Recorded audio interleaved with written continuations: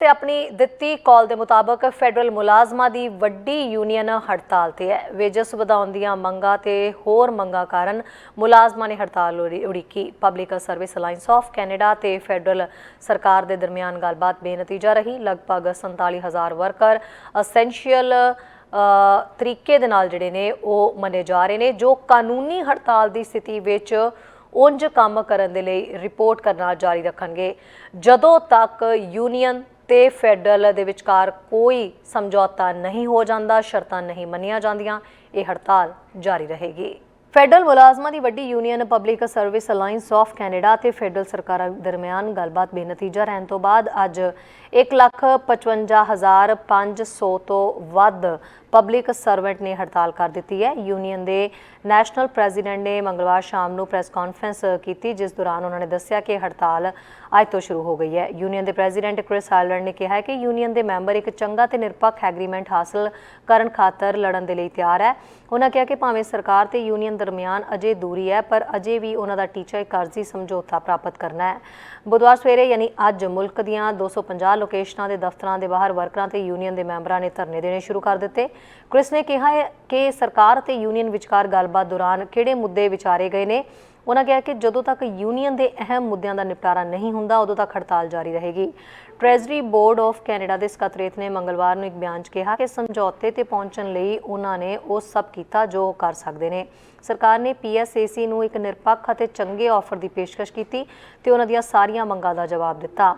ਉਹਨਾਂ ਕਿਹਾ ਕਿ ਸਰਕਾਰ ਵੱਲੋਂ ਨਿਰਪੱਖ ਅਤੇ ਚੰਗੀ ਆਫਰ ਪੇਸ਼ ਕੀਤੇ ਜਾਣ ਦੇ ਬਾਵਜੂਦ ਯੂਨੀਅਨ ਉਹਨਾਂ ਮੰਗਾਂ ਤੇ ਅੜੀ ਹੋਈ ਹੈ ਜੋ ਕਿ ਬਰਦਾਸ਼ਤਯੋਗ ਨਹੀਂ ਹਨ ਅਤੇ ਕੈਨੇਡੀਅਨਜ਼ ਨੂੰ ਸੇਵਾਵਾਂ ਪ੍ਰਦਾਨ ਕਰਨ ਦੀ ਸਰਕਾਰ ਦੀ ਸਮਰੱਥਾ ਨੂੰ ਬੁਰੀ ਤਰ੍ਹਾਂ ਪ੍ਰਭਾਵਿਤ ਕਰਨਗੀਆਂ।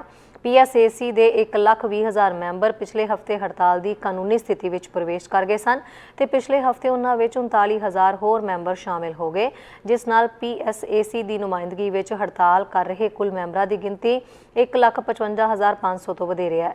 ਪਹਿਲਾ ਗਰੁੱਪ PSAC ਦਾ ਟ੍ਰੈਜਰੀ ਬੋਰਡ ਗਰੁੱਪ ਹੈ, ਜਿਸ ਦੇ ਵਿੱਚ ਮੁਲਕ ਭਰ ਦੇ 20 ਵਿਭਾਗਾਂ ਤੇ ਮਹਿਕਮਿਆਂ ਦੇ ਵਰਕਰ ਸ਼ਾਮਿਲ ਹਨ।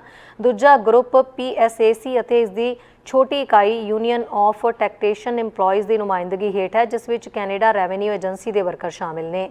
ਇਹਨਾਂ ਵਰਕਰਾਂ ਵਿੱਚੋਂ ਲਗਭਗ 47,000 ਨੂੰ ਐਸੈਂਸ਼ੀਅਲ ਮੰਨਿਆ ਜਾਂਦਾ ਹੈ ਤੇ ਕਾਨੂੰਨੀ ਹੜਤਾਲ ਦੀ ਸਥਿਤੀ ਵਿੱਚ ਉਹ ਕੰਮ ਕਰਨ ਲਈ ਰਿਪੋਰਟ ਕਰਨਾ ਜਾਰੀ ਰੱਖਣਗੇ। ਸਰਕਾਰ ਇੱਕ ਐਸੈਂਸ਼ੀਅਲ ਸਰਵਿਸ ਨੂੰ ਕਿਸੇ ਵੀ ਸਮੇਂ ਜਨਤਾ ਜਾਂ ਜਨਤਾ ਦੇ ਹਿੱਸੇ ਦੀ ਸੁਰੱਖਿਆ ਲਈ ਜ਼ਰੂਰੀ ਸੇਵਾ ਵਜੋਂ ਪ੍ਰਭਾਵਿਤ ਕਰਦੀ ਹੈ। ਹੜਤਾਲ ਇਨਕਮ ਟੈਕਸ ਰਿਟਰਨਾਂ ਤੇ ਪਾਸਪੋਰਟਾਂ ਦੀ ਪ੍ਰਕਿਰਿਆ ਸਮੇਤ ਕਈ ਸੇਵਾਵਾਂ ਨੂੰ ਪ੍ਰਭਾਵਿਤ ਕਰ ਸਕਦੀ ਹੈ। ਫੈਡਰਲ ਸਰਕਾਰ ਨੇ ਹੜਤਾਲ ਨਾਲ ਪ੍ਰਭਾਵਿਤ ਹੋਣ ਵਾਲੇ ਅਦਾਰਿਆਂ ਤੇ ਸੇਵਾਵਾਂ ਦੀ ਇੱਕ ਸੂਚੀ ਤਿਆਰ ਕੀਤੀ। ਫੈਡਰਲ ਸਰਕਾਰ ਤੇ PSAC ਦੇ ਦੋਵੇਂ ਗਰੁੱਪਾਂ ਦਰਮਿਆਨ ਗੱਲਬਾਤ 2021 ਦੇ ਵਿੱਚ ਸ਼ੁਰੂ ਹੋਈ ਸੀ। ਯੂਨੀਅਨ ਨੇ ਪਿਛਲੇ ਸਾਲ ਦੋਵੇਂ ਗਰੁੱਪਾਂ ਨਾਲ ਗੱਲਬਾਤ ਠੋਸ ਹੋਣ ਦਾ ਐਲਾਨ ਕੀਤਾ ਸੀ। ਸਰਕਾਰ ਵੱਲੋਂ ਪ੍ਰਸਤਾਵਿਤ ਵੇਜ ਵਾਧੇ ਪ੍ਰਤੀ ਅਸਹਿਮਤੀ ਕਾਰਨ ਟ੍ਰੈਜਰੀ ਬੋਰਡ ਗਰੁੱਪ ਨੇ ਜਨਵਰੀ ਵਿੱਚ ਹੜਤਾਲ ਦੇ ਪੱਖ ਵਿੱਚ ਵੋਟਾਂ ਕਰਾਉਣ ਦਾ ਐਲਾਨ ਕੀਤਾ ਸੀ। ਇਸ ਗਰੁੱਪ ਲਈ 22 ਫਰਵਰੀ ਤੋਂ 11 ਅਪ੍ਰੈਲ ਤੱਕ ਹੜਤਾਲ ਲਈ VOTING ਹੋਈ ਅਤੇ CRA ਗਰੁੱਪ ਨੇ 31 ਜਨਵਰੀ ਤੋਂ 6 ਅਪ੍ਰੈਲ ਤੱਕ ਹੜਤਾਲ ਲਈ ਵੋਟਾਂ ਪਾਈਆਂ। ਯੂਨੀਅਨ ਨੇ ਨਹੀਂ ਦੱਸਿਆ ਕਿ ਕਿੰਨੇ ਮੈਂਬਰਾਂ ਨੇ ਹੜਤਾਲ ਦੇ ਪੱਖ 'ਚ ਵੋਟ ਪਾਈ, ਪਰ ਉਹਨਾਂ ਕਿਹਾ ਹੈ ਕਿ ਉਹਨਾਂ ਨੂੰ ਵਰਕਰਾਂ ਦਾ ਬੇਤਹਾਸ਼ਾ ਸਮਰਥਨ ਮਿਲਿਆ ਹੈ। ਯੂਨੀਅਨ ਨੇ ਸੋਮਵਾਰ ਨੂੰ ਐਲਾਨ ਕੀਤਾ ਸੀ ਕਿ ਜੇ ਮੰਗਲਵਾਰ ਰਾਤੀ 9 ਵਜੇ ਤੱਕ ਫੈਡਰਲ ਸਰਕਾਰ ਨਾਲ ਕੋਈ ਸਮਝੌਤਾ ਨਹੀਂ ਹੁੰਦਾ ਤਾਂ ਬੁੱਧਵਾਰ ਤੋਂ ਯੂਨੀਅਨ ਹੜਤਾਲ ਕਰੇਗੀ। ਕ੍ਰਿਸ ਨੇ ਪਿਛਲੇ ਬੁੱਧਵਾਰ ਨੂੰ ਕਿਹਾ ਸੀ ਕਿ ਯੂਨੀਅਨ ਦੇ ਜ਼ਿਆਦਾਤਰ ਮੈਂਬਰ ਸਾਲਾਨਾ $40,000 ਤੋਂ $65,000 ਦੇ ਵਿਚਕਾਰ ਕਮਾਉਂਦੇ ਨੇ ਤੇ ਵੱਧਦੀ ਮਹਿੰਗਾਈ ਨਾਲ ਜੂਝ ਰਹੇ ਨੇ। ਯੂਨੀਅਨ ਦਾ ਆਖਰੀ ਜਨਤਕ ਕੀਤਾ ਗਿਆ ਵੇਜ ਪ੍ਰਸਤਾਵ 2021, 2022 ਤੇ 2023 ਲਈ 4.5% ਸੀ। ਟ੍ਰੈਜਰੀ ਬੋਰਡ ਨੇ ਆਖਰੀ ਵਾਰ 3 ਸਾਲਾਂ ਵਿੱਚ ਤਨਖਾਹਾਂ 'ਚ 9% ਵਾਧਾ ਕਰਨ ਦੀ ਪੇਸ਼ਕਸ਼ ਸਾਂਝੀ ਕੀਤੀ ਸੀ, ਜੋ third party public interest commission ਦੀਆਂ ਸਿਫਾਰਸ਼ਾਂ ਨੂੰ ਦਰਸਾਉਂਦੀ ਹੈ। ਨਿਊਜ਼ ਡੈਸਕ ਤੋਂ ਚੈਨਲ ਪੰਜਾਬੀ ਦੀ ਰਿਪੋਰਟ। ਸਸਕੇਚੁਅਨ ਸਰਕਾਰ ਇਸ ਫਾਲ ਤੱਕ ਪ੍ਰਵਾਸੀ ਨਜ਼ਰਬੰਦਾਂ ਨੂੰ ਰੱਖਣਾ ਬੰਦ ਕਰ ਦੇਵੇਗੀ। ਅਭਿਆਸ ਨੂੰ ਖਤਮ ਕਰਨ ਦੇ ਲਈ ਵਚਨਬੱਧ ਕਈ ਹੋਰ ਸੂਬਿਆਂ ਦੇ ਵਿੱਚ ਸ਼ਾਮਿਲ ਹੋ ਜਾਏਗੀ। ਲਗਭਗ 30 ਸਾਲਾਂ ਤੋਂ ਸੂਬਾਈ ਸਰਕਾਰ ਨੇ ਅਪਰਾਧਕ ਦੋਸ਼ਾਂ ਤੋਂ ਬਿਨਾਂ ਕੁਝ ਪ੍ਰਵਾਸੀਆਂ ਨੂੰ ਜੋ ਗੈਰ ਕਾਨੂੰਨੀ ਪੁਆਇੰਟ ਦੇ ਉੱਤੇ ਕੈਨੇਡਾ 'ਚ ਦਾਖਲ ਹੋਏ ਜਾਂ ਪ੍ਰਸ਼ਾਸਨਿਕ ਮੁੱਦਿਆਂ ਵਾਲਿਆਂ ਨੂੰ ਜੇਲ੍ਹ ਦੇ ਵਿੱਚ ਰੱਖਿਆ ਹੈ। ਲੋਕਾਂ ਨੂੰ ਇਮੀਗ੍ਰੇਸ਼ਨ ਜਾਂਚ ਦੇ ਪੂਰਾ ਹੋਣ ਤੱਕ ਜਾਂ ਪਬਲਿਕ ਸੇਫਟੀ ਮਿਨਿਸਟਰ ਵੱਲੋਂ ਵਿਦੇਸ਼ੀ ਨਾਗਰਿਕਾਂ ਦੇ ਕਿਸੇ ਸਮੂਹ ਨੂੰ ਅਨਿਯਮਿਤ ਆਮਦ ਵਜੋਂ ਨਾਮਜ਼ਦ ਕੀਤੇ ਜਾਣ ਤੇ ਉਹਨਾਂ ਨੂੰ ਹਿਰਾਸਤ ਵਿੱਚ ਰੱਖਿਆ ਜਾ ਸਕਦਾ ਹੈ। ਸਸਕੈਚੁਅਨ ਸਰਕਾਰ ਨੇ ਕੈਨੇਡਾ ਬਾਰਡਰ ਸਰਵਿਸਿਜ਼ ਏਜੰਸੀ ਦੁਆਰਾ ਹਿਰਾਸਤ 'ਚ ਲਏ ਗਏ ਪ੍ਰਵਾਸੀਆਂ ਨੂੰ ਆਪਣੀਆਂ ਜੇਲ੍ਹਾਂ 'ਚ ਕੈਦ ਕਰਨ ਦਾ ਸਿਸਟਮ ਬੰਦ ਕਰਨ ਦਾ ਫੈਸਲਾ ਕੀਤਾ ਹੈ। ਪਿਛਲੇ ਕਰੀਬ 30 ਸਾਲ ਤੋਂ ਚੱਲ ਰਹੇ ਸਿਸਟਮ ਤਹਿਤ ਕੈਨੇਡਾ 'ਚ ਗੈਰ ਕਾਨੂੰਨੀ ਢੰਗ ਨਾਲ ਪ੍ਰਵੇਸ਼ ਕਰਨ ਵਾਲੇ ਬਗੈਰ ਅਪਰਾਧਕ ਦੋਸ਼ਾਂ ਵਾਲੇ ਪ੍ਰਵਾਸੀਆਂ ਨੂੰ ਸੂਬਾ ਸਰਕਾਰ ਦੁਆਰਾ ਜੇਲ੍ਹਾਂ 'ਚ ਨਜ਼ਰਬੰਦ ਕੀਤਾ ਜਾਂਦਾ ਸੀ। ਸ਼ੁੱਕਰਵਾਰ ਨੂੰ ministry of corrections, policing and public safety ਨੇ ਐਲਾਨ ਕੀਤਾ ਕਿ 30 ਸਤੰਬਰ ਨੂੰ ਇਹ ਸਿਲਸਿਲਾ ਬੰਦ ਕੀਤਾ ਜਾ ਰਿਹਾ ਹੈ। ਸੋਮਵਾਰ ਨੂੰ ਗੱਲਬਾਤ ਕਰਦਿਆਂ ਪ੍ਰੀਮੀਅਰ ਸਕੌਟ ਮੋ ਨੇ ਕਿਹਾ ਸੀ ਕਿ ਕਈ ਹੋਰ ਸੂਬਿਆਂ ਨੇ ਵੀ ਇਸ ਦਿਸ਼ਾ ਵਿੱਚ ਕਦਮ ਚੁੱਕੇ ਨੇ। 1984 ਚ ਸੂਬਾ ਸਰਕਾਰ ਨੇ ਫੈਡਰਲ ਸਰਕਾਰ ਦੇ ਨਾਲ ਇੱਕ ਸਮਝੌਤਾ ਕੀਤਾ ਜਿਸ ਵਿੱਚ ਸੂਬਾ ਸਰਕਾਰ immigration and refugee protection act ਦੇ ਤਹਿਤ ਨਜ਼ਰਬੰਦ ਕੀਤੇ ਗਏ ਲੋਕਾਂ ਨੂੰ ਰੱਖਣ ਲਈ ਸਹਿਮਤ ਹੋਈ ਸੀ। ਇਸ ਲਈ ਸ਼ਰਨਾਰਥੀ ਤੇ ਮਨੁੱਖੀ ਤਸਕਰੀ ਦੇ ਸ਼ਿਕਾਰ ਲੋਕ ਵੀ ਸ਼ਾਮਿਲ ਹੋ ਸਕਦੇ ਸਨ।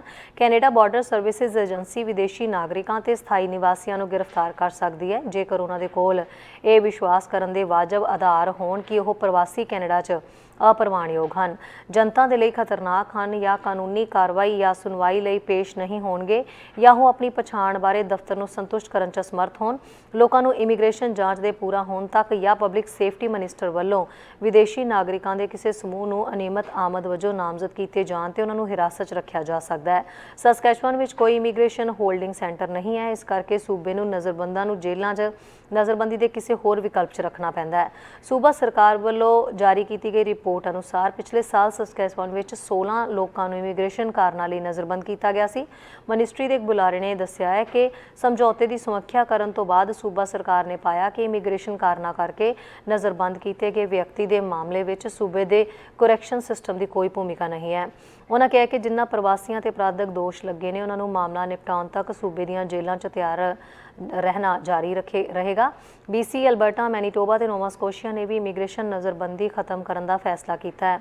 ਐਮਨੈਸਟੀ ਇੰਟਰਨੈਸ਼ਨਲ ਕੈਨੇਡਾ ਨਾਲ ਜੁੜੀ ਮਨੁੱਖੀ ਅਧਿਕਾਰ ਵਕੀਲ ਨੇ ਕਿਹਾ ਹੈ ਕਿ ਇਹ ਵੱਡੀ ਖਬਰ ਹੈ। 2021 ਵਿੱਚ ਐਮਨੈਸਟੀ ਇੰਟਰਨੈਸ਼ਨਲ ਨੇ ਇੱਕ ਰਿਪੋਰਟ ਜਾਰੀ ਕੀਤੀ ਜਿਸ ਵਿੱਚ ਇਸ ਸਿਸਟਮ ਵਿੱਚ ਕਈ ਖਾਮੀਆਂ ਜਿਹੜੀਆਂ ਕੱਢੀਆਂ ਗਈਆਂ। ਰਿਪੋਰਟ 'ਚ ਕਿਹਾ ਗਿਆ ਸੀ ਕਿ ਜੇਲ੍ਹ 'ਚ ਭੇਜੇ ਗਏ ਇਮੀਗ੍ਰੇਸ਼ਨ ਨਜ਼ਰਬੰਦਾਂ ਦੇ ਨਾਲ ਅਕਸਰ ਅਪਰਾਧੀਆਂ ਵਾਲਾ ਵਿਵਹਾਰ ਹੁੰਦਾ ਸੀ ਤੇ ਨਸਲੀ ਭਾਈਚਾਰਿਆਂ ਖਾਸ ਤੌਰ ਤੇ ਬਲੈਕ ਲੋਕਾਂ ਦੇ ਨਾਲ ਤੇ ਲੰਬਾ ਸਮਾਂ ਨਜ਼ਰਬੰਦ ਰਹਿਣ ਦੀ ਸੰਭਾਵਨਾ ਜ਼ਿਆਦਾ ਹੁੰਦੀ ਸੀ।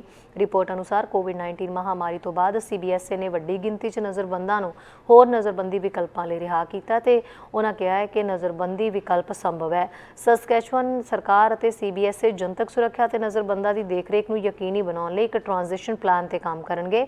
ਪ੍ਰੀਮੀਅਰ ਮੋ ਦੇ ਮੁਤਾਬਕ ਉਹਨਾਂ ਦੀ ਸਰਕਾਰ ਦੇ ਫੈਸਲੇ ਦਾ ਕੁਝ ਹਿੱਸਾ ਕੈਨੇਡਾ ਅਮਰੀਕਾ ਸਰਹੱਦ ਤੇ ਪੈਂਦੀ ਰੌਕਸਟਮ ਰੋਡ ਦੇ ਮੌਜੂਦ ਤਾਜ਼ਾ ਹਾਲਾਤ ਤੇ ਵੀ ਪ੍ਰਭਾਵਿਤ ਹੋਵੇਗਾ। ਸੇਫ ਥਰਡ ਕੰਟਰੀ ਐਗਰੀਮੈਂਟ ਦੇ ਨਵੇਂ ਨਿਯਮਾਂ ਅਨੁਸਾਰ ਕੁਝ ਛੋਟਾਂ ਨੂੰ ਛੱਡ ਕੇ ਸਰਹੱਦੀ ਲਾਂਘਿਆਂ ਰਾਹੀਂ ਅਮਰੀਕਾ ਤੋਂ ਕੈਨੇਡਾ ਆਉਣ ਵਾਲੇ ਪ੍ਰਵਾਸੀਆਂ ਨੂੰ ਪਨਾਹ ਦਾ ਕਲੇਮ ਲਾਉਣ ਤੋਂ ਵਰਜਿਆ ਗਿਆ ਹੈ। ਨਿਊਜ਼ ਡੈਸਕ ਤੋਂ ਚੈਨਲ ਪੰਜਾਬੀ ਦੀ ਰਿਪੋਰਟ। ਸੈਂਕੜੇ ਕੈਨੇਡੀਅਨਜ਼ ਰਹਿਣੀ ਸਹਿਣੀ ਦੀਆਂ ਮਹਿੰਗੀਆਂ ਕੀਮਤਾਂ ਕਰਕੇ ਸਰਕਾਰ ਮਦਦ ਤੋਂ ਵਾਂਝੇ ਰਹਿ ਸਕਦੇ ਨੇ ਕਿਉਂਕਿ ਪਿਛਲੇ ਸਾਲ ਪੇਸ਼ ਕੀਤੇ ਗਏ ਹਾਊਸਿੰਗ ਤੇ ਡੈਂਟਲ ਬੈਨੀਫਿਟਸ ਵੀ ਕੁਝ ਲੋਕਾਂ ਨੂੰ ਮਿਲ ਗਏ ਤੇ ਕੁਝ ਨੂੰ ਨਹੀਂ ਮਿਲੇ। ਰਿਪੋਰਟ ਮੁਤਾਬਕ ਸਿਰਫ 44% ਨੂੰ ਹੀ ਕੈਨੇਡਾ ਹਾਊਸਿੰਗ ਬੈਨੀਫਿਟ ਹਾਸਲ ਹੋਏ ਜਦਕਿ ਕਈਆਂ ਨੂੰ ਹਾਸਲ ਨਹੀਂ ਹੋ ਸਕੇ। ਇੱਕ ਨਵੀਂ ਰਿਪੋਰਟ ਦੇ ਮੁਤਾਬਕ ਸੈਂਕੜੇ ਕੈਨੇਡੀਅਨਜ਼ ਰਹਿਣੀ ਸਹਿਣੀ ਦੀਆਂ ਮਹਿੰਗੀਆਂ ਕੀਮਤਾਂ ਕਰਕੇ ਸਰਕਾਰੀ ਮਦਦ ਤੋਂ ਵਾਂਝੇ ਰਹਿ ਸਕਦੇ ਨੇ ਕਿਉਂਕਿ ਪਿਛਲੇ ਸਾਲ ਪੇਸ਼ ਕੀਤੇ ਗਏ ਹਾਊਸਿੰਗ ਤੇ ਡੈਂਟਲ ਬੈਨੀਫਿਟ ਵੀ ਕੁਝ ਲੋਕਾਂ ਨੂੰ ਮਿਲ ਗਏ ਤੇ ਕੁਝ ਨੂੰ ਨਹੀਂ ਮਿਲੇ।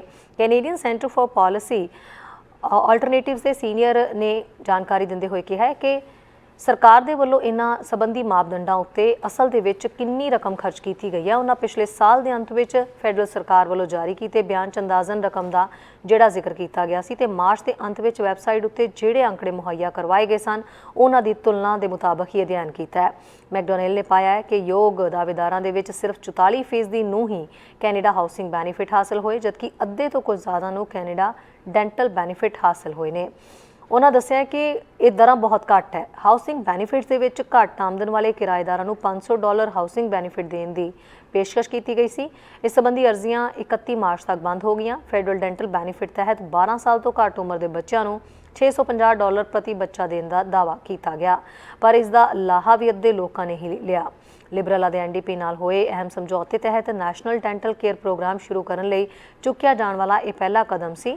ਲੋਕਾਂ ਤੱਕ ਜਲਦ ਤੋਂ ਜਲਦ ਪੈਸੇ ਪਹੁੰਚਾਉਣ ਲਈ ਫੈਡਰਲ ਸਰਕਾਰ ਵੱਲੋਂ CRA ਦੀ ਸਿੱਧੀ ਮਦਦ ਲਈ ਜਾਂਦੀ ਹੈ ਪਰ ਮੈਕਡੋਨਲਡ ਨੇ ਕਿਹਾ ਕਿ ਉਹਨਾਂ ਦੇ ਵਿਸ਼ਲੇਸ਼ਣ ਦੇ ਅਨੁਸਾਰ ਇੱਥੇ ਤਬਦੀਲੀਆਂ ਕੀਤੇ जाने की लोड़ है। उन्होंने कहा कि फैडरल सरकार को अपलाई करने का ढंग सुखाला बनाना चाहिए या इस तरह के प्रोग्रामों बारे कैनेडियंस को बेहतर ढंग नाल जाणू कराया जाना चाहिए। लोगों वालों इन्हां प्रोग्रामों का घट फायदा उठाए जाने बारे माहरां दा कहना है कि फैडरल सरकार ने इन्हां प्रोग्रामों उत्ते उस रकम नालों घट खर्च की गई है जिहड़ी अजिहे मापदंडां लई असल च राख भी रखी गई सी। जस्टिस तो चैनल पंजाबी की रिपोर्ट। कैनेडियन प्रधानमंत्री जस्टिन ट्रूडो के वलों US कैनेडा समिट ਨੂੰ संबोधन किया गया, जिथे उन्होंने मुल्क की आर्थिकता ते सरकार के फैसलों के हाँ पक्षी प्रभावों की गलबात की। उन्होंने कहा कि 2015 तो 2.7 मिलियन कैनेडियंस पार्टी के विचों बाहर आए ने अते लिंग आधारित तनख्वाह दे विच पक्षपात पूरी तरह खत्म होया है। प्रधानमंत्री ने यह भी कहा है कि $10 चाइल्ड केयर देने दे नाल 6 प्रोविंसां दे विच फैमिलीज़ दा खर्चा घटिया है ते औरतां दी आर्थिकता दे विच भूमिका विच वाधा होया है। जिन्हां कहा कि G7 मुल्कां दे विच कैनेडियन अर्थचारा सब तो मजबूत है। Since 2015, 2.7 million Canadians have been lifted out of poverty, 500,000 of them kids. Income inequality has declined by 11%. The gender wage gap is narrowing.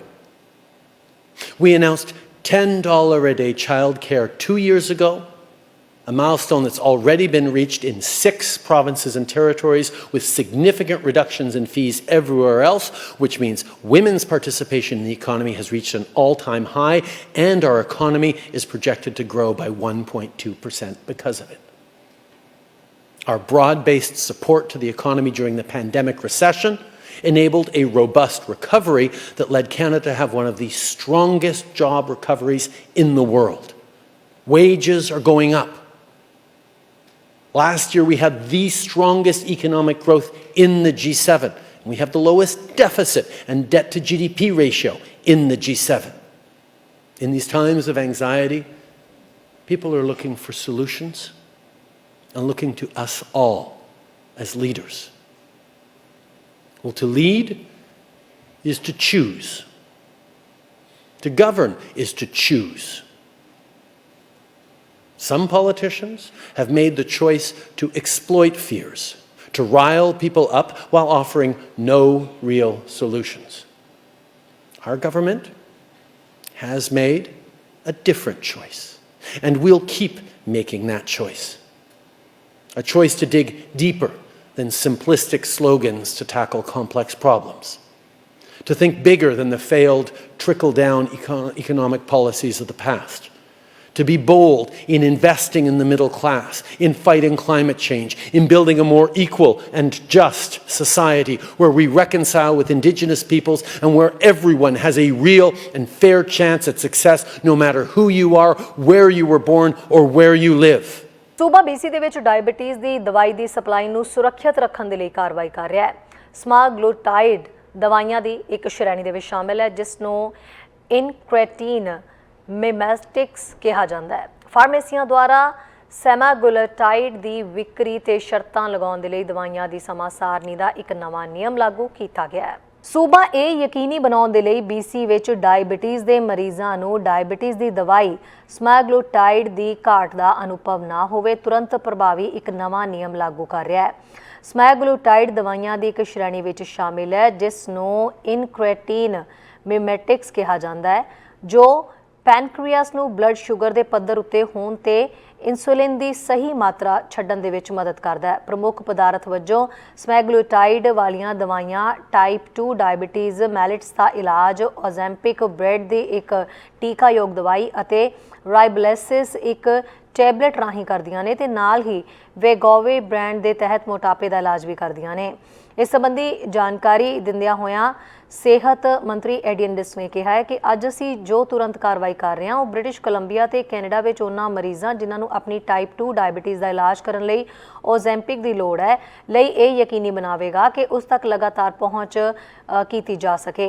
इस नवे नियम द्वारा असी BC दे विच दवाइयां की सप्लाई नूं सुरक्षित करांगे, सिर्फ ओजेम्पिक लई ही नहीं सगों होर दवाइयां लई भी जिन्हां दी भविख विच लोड़ पै सकदी है। फार्मेसियां द्वारा स्मैगलूटाइड की विक्री ते शर्तां लगाउण लई दवाइयां की ਸਮਾਂ ਸਾਰਣੀ ਦਾ ਇੱਕ ਨਵਾਂ ਨਿਯਮ ਲਾਗੂ ਕੀਤਾ ਗਿਆ ਹੈ। ਨਵੇਂ ਨਿਯਮ ਦੇ ਅਨੁਸਾਰ ਓਜ਼ੈਂਪਿਕ ਨੂੰ BC ਫਾਰਮੇਸੀਆਂ ਤੇ ਆਪ ਜਾ ਕੇ ਤੇ ਆਨਲਾਈਨ ਖਰੀਦ ਸਕਦੇ ਨੇ। ਬਾਕੀ ਲੋਕ ਸਿਰਫ ਫਾਰਮੇਸੀ ਤੇ ਜਾ ਕੇ ਹੀ ਦਵਾਈ ਖਰੀਦ ਸਕਦੇ ਨੇ। ਇਹ ਨਿਯਮ ਉਹਨਾਂ ਲੋਕਾਂ ਦੀ ਓਜ਼ੈਂਪਿਕ ਦੀ ਆਨਲਾਈਨ ਜਾਂ ਡਾਕ ਆਰਡਰ ਰਾਹੀਂ ਖਰੀਦਦਾਰੀ ਨੂੰ ਰੋਕਣ ਦੇ ਵਿੱਚ ਮਦਦ ਕਰੇਗਾ, ਜੋ ਕੈਨੇਡਾ ਵਿੱਚ ਨਹੀਂ ਰਹਿੰਦੇ ਤੇ ਜੋ ਖਰੀਦਦਾਰੀ ਕਰਨ ਲਈ BC ਵਿੱਚ ਨਹੀਂ ਹੈ। ਮੌਜੂਦਾ ਸਮੇਂ ਵਿੱਚ ਇਸ ਨਿਯਮ ਦੇ ਵਿੱਚ ਸਮੈਗਲੋਟਾਈਡ ਵਾਲੀਆਂ ਦਵਾਈਆਂ ਸ਼ਾਮਿਲ ਨੇ, ਜਿਸ ਵਿੱਚ ਓਜ਼ੈਂਪਿਕ, ਰਾਈਬਲੈਸਿਸ ਅਤੇ ਵੈਗੋਵੀ ਸ਼ਾਮਿਲ ਨੇ, ਪਰ ਮਰੀਜ਼ਾਂ ਦੀ ਸੁਰੱਖਿਆ ਲਈ ਲੋੜ ਅਨੁਸਾਰ ਹੋਰ ਦਵਾਈਆਂ ਸ਼ਾਮਿਲ ਕੀਤੀਆਂ ਜਾ ਸਕਦੀਆਂ ਨੇ ਤੇ ਇਹ ਯਕੀਨੀ ਬਣਾਉਣ ਲਈ ਵੀ ਕਿ ਉਹਨਾਂ ਦੇ ਕੋਲ ਲੋੜੀਂਦੀ ਦਵਾਈਆਂ ਦੀ ਨਿਯਮਤ ਪਹੁੰਚ ਅਤੇ ਸਪਲਾਈ ਜਾਰੀ ਰਹੇਗੀ। BC ਕਾਲਜ ਆਫ ਫਾਰਮਾਸਿਸਟ ਇਹ ਯਕੀਨੀ ਬਣਾਉਣ ਦੇ ਲਈ ਜ਼ਿੰਮੇਵਾਰ ਹੋਵੇਗਾ ਕਿ ਇਸ ਲਈ ਰਜਿਸਟਰ ਕਰਨ ਵਾਲੇ ਲੋਕ ਨਵੇਂ ਨਿਯਮ ਦੀ ਪਾਲਣਾ ਕਰ ਰਹੇ ਨੇ। ਰੈਗੂਲੇਟਰੀ ਕਾਰਵਾਈ BC ਫਾਰਮਾਸਿਸਟ ਡੇਟਾ ਸਮੀਖਿਆ ਤੋਂ ਮਿਲੀ ਜਾਣਕਾਰੀ ਤੇ ਸਿੱਧੀ ਜਵਾਬੀ ਕਾਰਵਾਈ ਵਿੱਚ BC ਅਤੇ ਕੈਨੇਡਾ ਵਿੱਚ ਓਜ਼ੈਂਪਿਕ ਦੀ ਸਪਲਾਈ ਦੀ ਸੁਰੱਖਿਆ ਕਰੇਗੀ, ਜੋ ਇਹ ਦਰਸਾਉਂਦੀ ਹੈ ਕਿ ਓਜ਼ੈਂਪਿਕ ਲਈ ਪ੍ਰੈਸਕ੍ਰਿਪਸ਼ਨਸ ਦਾ ਇੱਕ ਅਸਧਾਰਨ ਤੌਰ ਤੇ ਵੱਧ ਹਿੱਸਾ ਨੋਵਾ ਸਕੋਸ਼ੀਆ 'ਚ ਇੱਕ ਪ੍ਰੈਕਟੀਸ਼ਨਰ ਤੋਂ ਆ ਰਿਹਾ ਸੀ ਅਤੇ ਇਹ ਪ੍ਰੈਸਕ੍ਰਿਪਸ਼ਨ ਬ੍ਰਿਟਿਸ਼ ਕੋਲੰਬੀਆ ਵਿੱਚ 2 ਇੰਟਰਨੈਟ ਫਾਰਮੇਸੀਆਂ ਦੁਆਰਾ ਅਮਰੀਕੀ ਨਿਵਾਸੀਆਂ ਨੂੰ ਵੰਡੇ ਜਾ ਰਹੇ ਸਨ। ਇਸ ਸੰਬੰਧੀ BC ਫਾਰਮ ਕੇਅਰ ਓਜ਼ੈਂਪਿਕ ਨੂੰ ਟਾਈਪ 2 ਡਾਇਬੀਟੀਜ਼ ਲਈ ਸੈਕੰਡ ਲਾਈਨ ਥੈਰੇਪੀ ਦੇ ਤੌਰ ਤੇ ਕਵਰੇਜ ਪ੍ਰਦਾਨ ਕਰਦਾ ਹੈ, ਤਾਂ ਜੋ ਮਰੀਜ਼ਾਂ ਨੂੰ ਬਲੱਡ ਸ਼ੂਗਰ ਦੇ ਪੱਧਰਾਂ ਦਾ ਪ੍ਰਬੰਧਨ ਕਰਨ 'ਚ ਉਦੋਂ ਮਦਦ ਕੀਤੀ ਜਾ ਸਕੇ ਜਦੋਂ ਮੈਟਫੋਰਮਿਨ ਅਸਰਦਾਰ ਨਹੀਂ ਹੁੰਦੀ। ਭਾਰ ਘਟਾਉਣ ਲਈ ਖਰਚੇ ਦੀ ਮੁੜ ਅਦਾਇਗੀ ਨਹੀਂ ਕੀਤੀ ਜਾਂਦੀ। ਮੌਜੂਦਾ ਸਥਿਤੀ ਵਿੱਚ BC ਫਾਰਮੇਸੀਆਂ ਮਰੀਜ਼ਾਂ ਲਈ ਅਮਰੀਕਾ ਦੇ ਡਾਕਟਰਾਂ ਦੁਆਰਾ ਤਜਵੀਜ਼ਾਂ ਨੂੰ ਭਰ ਸਕਦੇ ਨੇ, ਜੇਕਰ ਉਹਨਾਂ ਤੇ ਇੱਕ ਕੈਨੇਡੀਅਨ ਪ੍ਰੈਕਟੀਸ਼ਨਰ ਦੁਆਰਾ ਸਹੀ ਦਸਤਖਤ ਜਿਹੜੇ ਨੇ ਉਹ ਕੀਤੇ ਜਾ ਸਕਣ। ਨਿਊਜ਼ ਡੈਸਕ ਤੋਂ ਚੈਨਲ ਪੰਜਾਬੀ ਦੀ ਰਿਪੋਰਟ। ਐਡਮਿੰਟਨ ਵਿੱਚ ਡਰੱਗਸ ਅਤੇ ਮੈਂਟਲ ਹੈਲਥ ਦੀਆਂ ਵੱਧ ਰਹੀਆਂ ਸਮੱਸਿਆਵਾਂ ਦੇ ਮੱਦੇਨਜ਼ਰ ਐਲਬਰਟਾ ਸਰਕਾਰ ਦੇ ਵੱਲੋਂ ਅਗਲੇ 3 ਸਾਲਾਂ ਵਿੱਚ $17 ਮਿਲੀਅਨ ਖਰਚਣ ਦਾ ਐਲਾਨ ਕੀਤਾ ਗਿਆ ਹੈ, ਜਿਸ ਸਦਕਾ ਹਾਰਮ ਰਿਡਕਸ਼ਨ ਅਤੇ ਰਿਕਵਰੀ ਟੀਮਾਂ ਦੁੱਗਣੀਆਂ ਹੋ ਜਾਣਗੀਆਂ ਤੇ ਇਸ ਲਈ ਪੁਲਿਸ ਦੀ ਸਹਾਇਤਾ human centred engagement and liaison partnership ਦੇ ਵੱਲੋਂ ਵੀ ਕੀਤੀ ਜਾਏਗੀ। ਸਰਕਾਰ ਮੁਤਾਬਕ ਸ਼ਹਿਰ ਦੇ ਵਿੱਚ ਵਾਧੂ ਪੁਲਿਸ ਮੁਲਾਜ਼ਮਾਂ ਦੀ ਭਰਤੀ ਦਾ ਫੈਸਲਾ ਪਹਿਲਾਂ ਹੀ ਸਿਟੀ ਕੌਂਸਲ ਦੇ ਵੱਲੋਂ ਲਿਆ ਜਾ ਚੁੱਕਿਆ ਹੈ। Anyone who goes to downtown Edmonton can clearly see that there are many people who are struggling. They deserve our compassion, and most of all, they deserve our help. At the same time, everyone who lives in Edmonton has the right to feel safe in their communities. That is why back in December, my colleagues and I promised to move quickly to implement a series of initiatives that would dramatically increase access to mental health and addiction services in Edmonton. These initiatives are part of a fair, firm, and compassionate approach to addressing public safety and treating mental health and addiction as healthcare issues. Fair, of course, to the families, communities, and businesses that face these issues every day, ensuring that the safety of Edmontonians and all Albertans is our top priority. Firm, with the illness of addiction itself and the behaviors of people that are a danger to themselves and others as a result of their drug use, and compassionate to the individuals who are struggling with mental health and addiction, who require our care and support in their pursuit of recovery. We've already tripled the number of police and crisis teams in Edmonton, or PACT teams, which respond to 911 calls with a mental health component. We've deployed sheriffs to the downtown core.